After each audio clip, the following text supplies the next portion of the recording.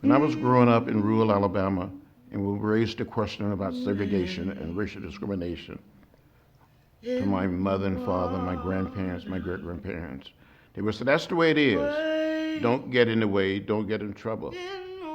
But I was inspired by Martin Luther King Jr., Rosa Parks, and others to get in trouble.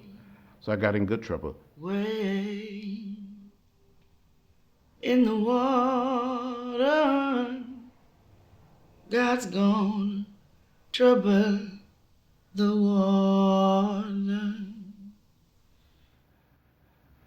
We had been arrested and jailed while being participants on the Freedom Rides. We arrived in Mississippi, 1961. We filled the city jail in Jackson, the county jail in Jackson, and we were transferred to the Mississippi State Penitentiary called Parchman. Parchman was a dangerous place where people were afraid to go. Some people never returned. When we arrived there, the guard met us and said, sing your GD songs now. But we didn't let Parchman get us down. We conducted nonviolent workshops, we sang songs, but we didn't give up. We didn't give in.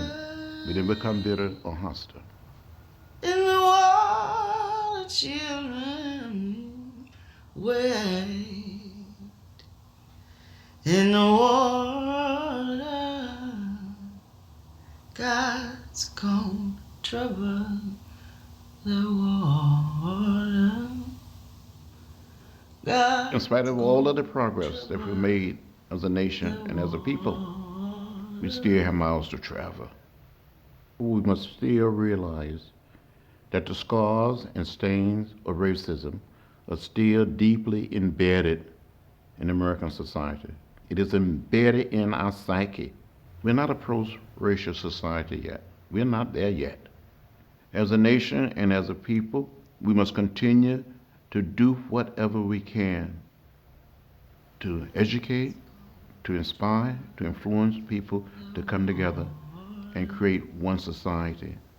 God's gonna trouble the water. Way in the water. Way. Back in the 60s, we said we want our freedom and we want it now. And there were people who were saying, wait.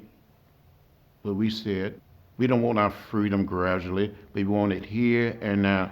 And I think that's what young people are saying today. So it's good, it's refreshing to see young people in the streets in Ferguson, in New York, in Los Angeles, in Atlanta, and all around our nation. I think it's important and it's a must to give young people, to give this new leadership the freedom to lead and the freedom to bring something fresh and new to the whole struggle to make America better.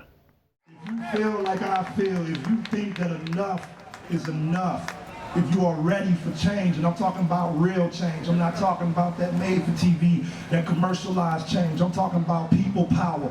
If you're ready for people power, make some noise like the people are supposed to. I am very hopeful, very optimistic with the future of this movement. There will be some ups, there will be some downs, there will be some setbacks, but I think they know where they are going and the direction they must travel. It's in keeping with the philosophy and the discipline of nonviolence to be hopeful, to be optimistic, to believe in the future, that we have the possibility of redeeming the soul of our nation and moving us closer to the beloved community. God's gonna trouble the war.